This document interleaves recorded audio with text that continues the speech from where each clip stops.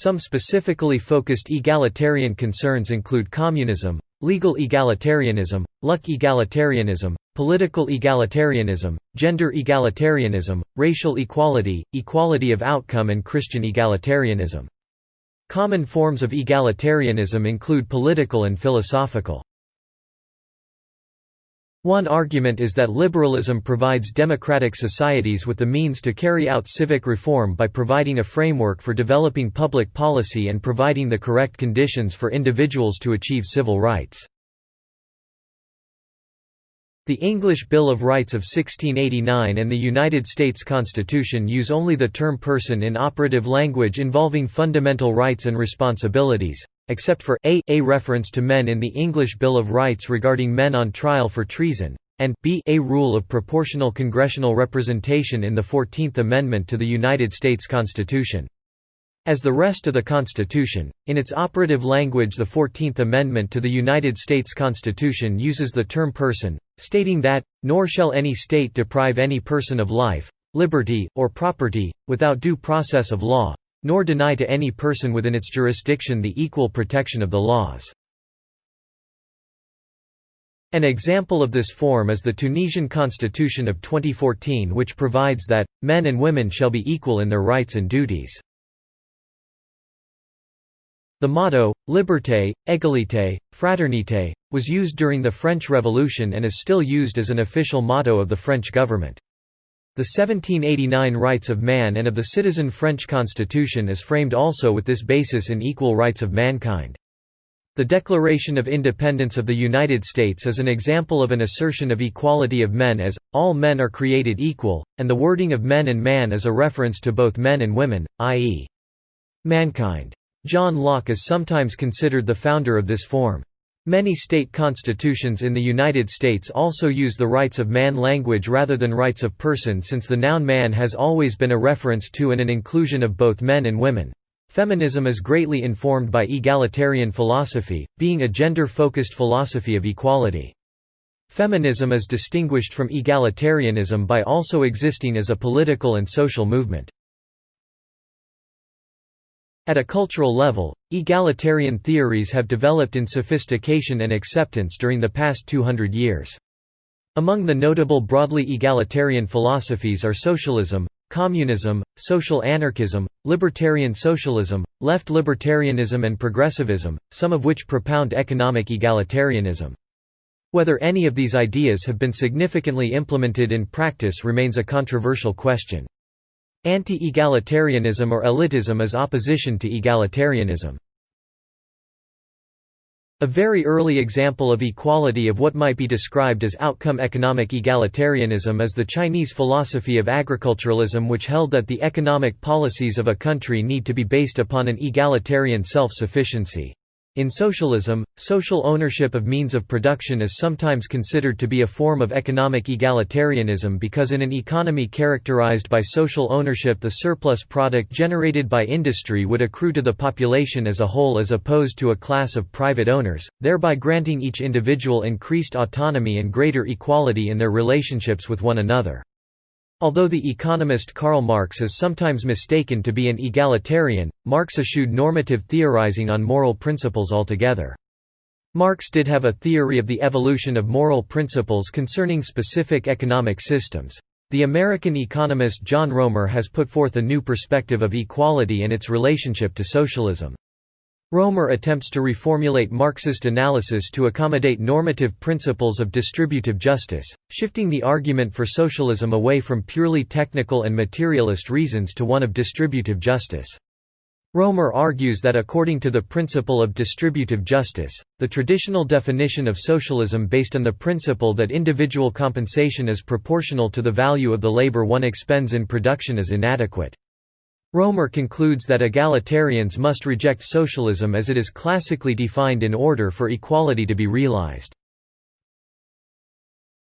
Many philosophers, including Ingmar Persson, Peter Valentine, Nils Holtug, Katia Faria and Louis Gompertz, have argued that egalitarianism implies that the interests of non-human animals must be taken into account as well. Philosopher Oscar Horta has further argued that egalitarianism implies rejecting speciesism, and in practice, it prescribes ceasing to exploit non-human animals, and that we should aid animals suffering in nature. Furthermore, Horta argues that, because non-human animals are worse off in comparison to humans, egalitarianism prescribes giving priority to the interests of non-human animals. The Quran states, "O mankind, indeed we have created you from male and female and made you peoples and tribes that you may know one another. Indeed, the most noble of you in the sight of Allah is the most righteous of you. Indeed, Allah is knowing and acquainted." Muhammad echoed these egalitarian sentiments that clashed with the practices of the pre-Islamic cultures. In a review of Louise Marlowe's Hierarchy and Egalitarianism in Islamic Thought, Ismail Poonawalla wrote, "With the establishment of the Arab Muslim Empire, however, this egalitarian notion, as well as other ideals, such as social justice and social service, that is, alleviating suffering and helping the needy, which constituted an integral part of the Islamic teaching, slowly receded into the background." The explanation given for this change generally reiterates the fact that the main concern of the ruling authorities became the consolidation of their power and the administration of the state rather than upholding and implementing those Islamic ideals nurtured by the Quran and the Prophet. Modern egalitarianism is a theory that rejects the classic definition of egalitarianism as a possible achievement economically, politically and socially. Modern egalitarianism theory, or New Egalitarianism, outlines that if everyone had the same opportunity cost, then there would be no comparative advances and no one would gain from trading with each other. In essence, the immense gains people receive from trading with each other arise because they are unequal in characteristics and talents. These differences may be innate or develop so that people can gain from trading with each other. The cultural theory of risk holds egalitarianism, with fatalism termed as its opposite, as defined by a negative attitude towards rules and principles, a positive attitude towards group decision-making. The theory distinguishes between hierarchists, who are positive towards both rules and groups, and egalitarianists, who are positive towards groups, but negative towards rules. This is by definition a form of anarchist equality as referred to by Alexander Berkman. Thus, the fabric of an egalitarianist society is held together by cooperation and implicit peer pressure rather than by explicit rules and punishment. Thompson et al. Theorize that any society consisting of only one perspective, be it egalitarianist, hierarchist, individualist, fatalist or autonomist, will be inherently unstable, as the claim is that an interplay between all these perspectives are required if each perspective is to be fulfilling. For instance, although an individualist according to cultural theory is aversive towards both principles and groups, individualism is not fulfilling if individual brilliance cannot be recognized by groups, or if individual brilliance cannot be made permanent in the form of principles. Accordingly, egalitarianists have no power except through their presence, unless they, by definition, reluctantly embrace principles which enable them to cooperate with fatalists and hierarchists. They will also have no individual sense of direction in the absence of a group. This could be mitigated by following individuals outside their group, namely autonomists or individualists. Berkman suggests that, equality does not mean an equal amount but equal opportunity. Do not make the mistake of identifying equality and liberty with the forced equality of the convict camp. True anarchist equality implies freedom, not quantity. It does not mean that everyone must eat, drink, or wear the same things, do the same work, or live in the same manner. Far from it, the very reverse in fact. Individual needs and tastes differ, as appetites differ. It is an equal opportunity to satisfy them that constitutes true equality. Far from leveling, such equality opens the door for the greatest possible variety of activity and development. For human character is diverse. Karl Marx and Friedrich Engels believed that an international proletarian revolution would bring about a socialist society which would then eventually give way to a communist stage of social development which would be a classless, stateless, moneyless, humane society erected on common ownership of the means of production and the principle of, from each according to their ability, to each according to their needs.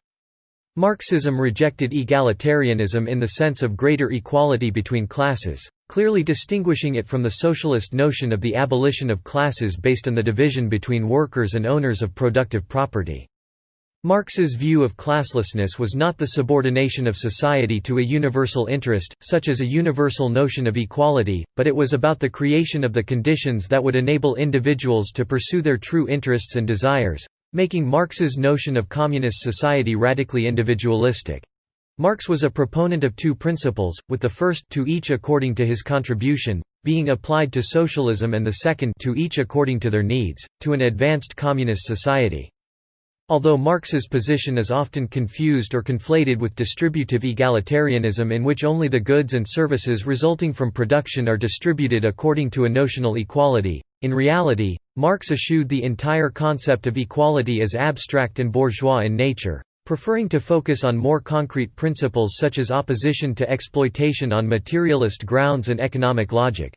The fact that Marxist-Leninist regimes confiscated private businesses and landholdings radically increased income and property equality in practice. Income inequality dropped in Russia under the rule of the Soviet Union, then rebounded after its demise in 1991. It also dropped rapidly in the Eastern Bloc after the Soviet takeover of Eastern Europe at the end of World War II. Similarly, inequality went back up after the collapse of the Soviet system. According to Paul Hollander, this was one of the features of communist states that was so attractive to egalitarian Western intellectuals that they quietly justified the murder of millions of capitalists, landowners and supposedly wealthy kulaks in order to achieve this equality. According to Walter Scheidel, they were correct to the extent that historically only violent shocks have resulted in major reductions in economic inequality.